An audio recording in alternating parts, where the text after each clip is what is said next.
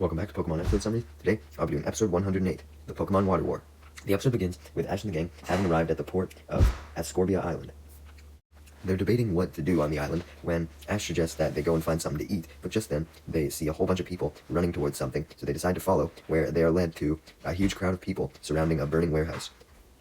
Officer Jenny is there, and immediately demands everyone in the crowd to stay the fuck away from the fire. However, Ash and Misty, being the heroes that they are, refuse to stay back, and proceed to send out their Squirtle and Staryu to battle the flames. But unfortunately, Squirtle and Staryu aren't strong enough to put out this fire, as it simply continues to grow bigger and spread. That's right, the water guns were actually making the goddamn fire worse.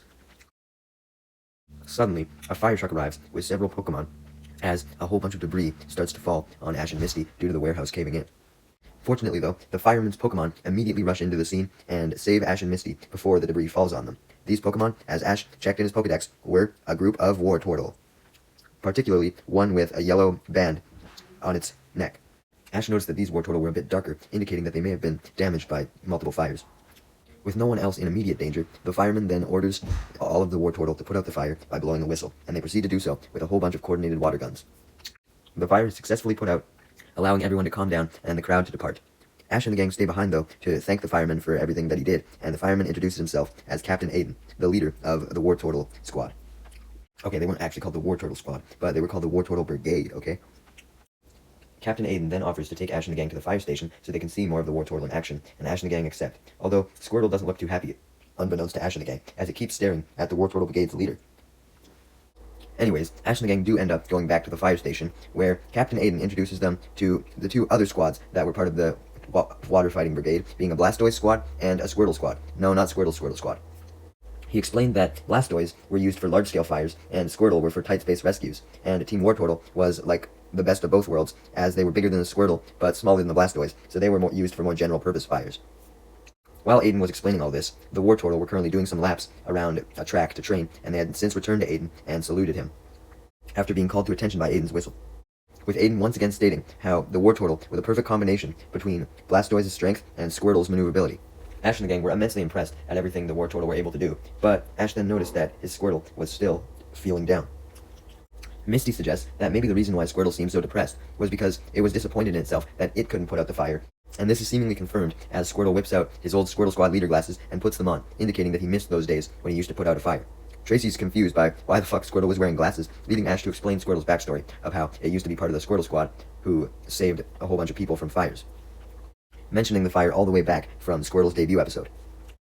Ash then sees Squirtle direct its attention to all of the Wartortle who were now doing some more training, indicating that it wanted to join in. Tracy comes to the conclusion that this must mean that Squirtle's pride was hurt due to not being able to put out the fire, and it's wanted to prove that it was still worthy and as capable as the other Wartortle, regardless of having to be rescued by them. So this gives Ash the idea to request Captain Aiden to let his Squirtle join in on a day of Wartortle's training so that Squirtle could prove itself, and Aiden agrees. It's then that an intense rivalry was beginning to form between the leader of the Wartortle squad and Squirtle. Wartortle saw Squirtle as relatively weak due to having to save it, and Squirtle wanted to prove that it was far from weak.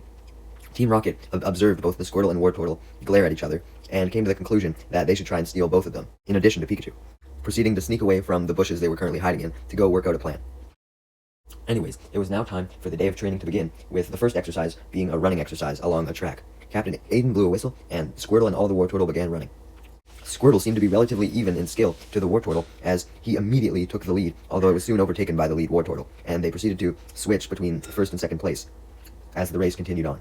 Squirtle and the lead Wartortle had completely blown the rest of the competition out of the water, and it was basically just between them for the final stretch. However, unfortunately for Squirtle, he tripped on a rock, which caused him to roll into Wartortle, causing both of them to roll towards the finish line, essentially tying. Despite rolling to the finish and not running, Tracy still happily declares that both Squirtle and the Wartortle leader had reached a new land speed record for their species. Aiden then led Squirtle and the Wartortle to a frisbee machine to begin the second exercise, which was to test their water gun precision by knocking out a whole bunch of frisbees out of the air. All of the Wartortle are able to do this quite well, as they all had to be trained with water gun, but the Wartortle leader and Squirtle, once again, are in the lead, essentially tied. Wanting to break the tie, Squirtle and the Wartortle leader see one last disc get launched, and are both desperate to hit it, so they try with their water guns, but they both miss, as the frisbee proceeds to fly away, leading both the Squirtle and Wartortle to run after it, with all the other Wartortle tailing behind them in an attempt to catch up. Due to being so distracted by the frisbee, none of the Wartortle or Squirtle realized that they had ran right into a huge hole dug by Team Rocket, as they reveal themselves in their Meowth balloon, stating their motto and their intent to capture both Pikachu, Squirtle, and Wartortle, as they trap the Squirtle and Wartortle in a net, and Pikachu gets grabbed by Meowth's robotic hand that he designed in order to place him into an electric-proof jar. Pikachu tries his best to escape with a Thunderbolt, but it obviously doesn't work because of this. Instead, his electricity is powering a fan that the container that he was trapped in was attached to, leading Team Rocket to imagine they were relaxing in yukatas due to the breeze of the fan. They soon snap out of their trance, though, as James then sends out his wheezing and has it use smokescreen to blind Ash and the gang so Team Rocket can successfully make their escape. Tracy sends out his Scyther to use Swords Dance to get rid of the smokescreen. I don't know why he didn't do this all the time, but unfortunately, this only results in the smoke being cleared, but Scyther being severely tired, and Team Rocket having already escaped to their cabin, much to Ash's dismay. That's right, Team Rocket had escaped to a cabin, and they were enjoying the fan that Pikachu was still powering with its electricity due to still not giving up and trying to escape. The Wartortle and Squirtle are also trying their best to escape, trying to bite the net, but Team Rocket just laughed at this, as their efforts were futile. James then suggests that Team Rocket take one of the Wartortle for their own, as opposed to giving them all to Giovanni, and Jessie and Meowth both agree, but they all want the one Wartortle for themselves, and begin fighting over who should get it. This leads Meowth to scratch them in anger, so that he can get an advantage in the argument, which just pisses Jessie and James off. Jessie and James get even more pissed off, as Meowth then tries to manipulate the Wartortle into willingly coming with him by offering them food. However, the Wartortle and Squirtle decline, as Wartortle and Squirtle talk and come up with a plan to escape.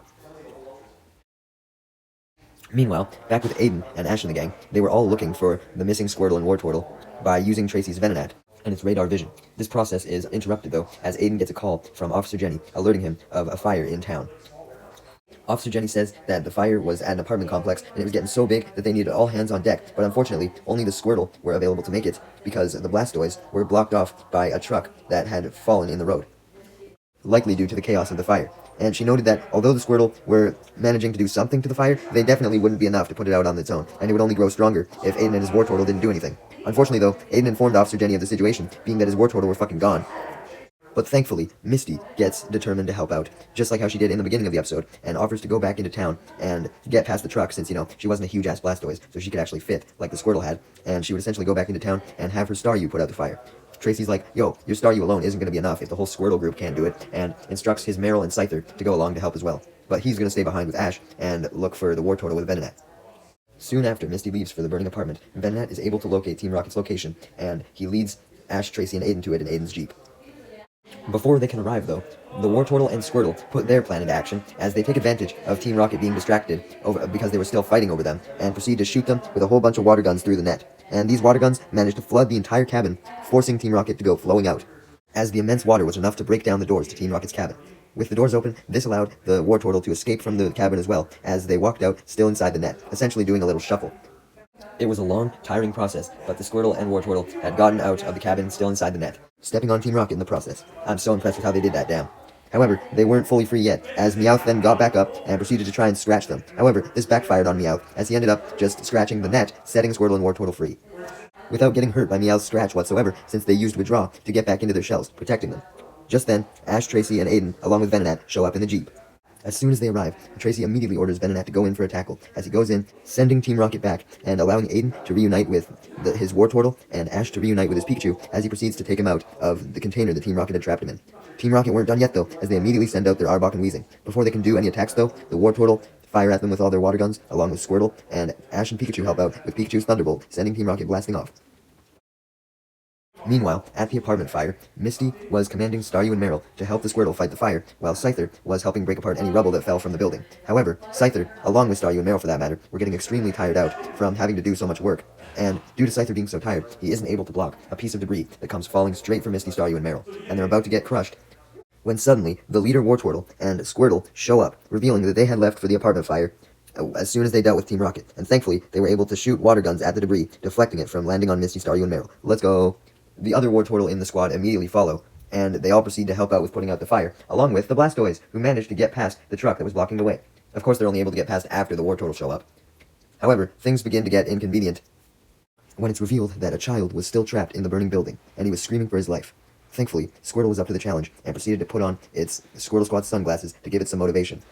The Wartortle doesn't want to get outshined by Squirtle, of course, so it decides to help out Squirtle as well, as the two of them jump aboard a Blastoise, who then launches the two of them up towards the burning building, allowing them to get inside. They immediately located the boy as soon as they entered the building, so the Wartortle hoisted him onto its back, and the two of them proceeded to walk back out. But, of course, they had to run into some trouble along the way. It couldn't just have a happy ending yet. First, Wartortle was too heavy for the already damaged apartment floor, and it proceeds to fully cave in, threatening to drop the Wartortle and the boy down for a whole bunch of floors, but thankfully, Squirtle is able to grab the Wartortle and pull him and the boy to safety.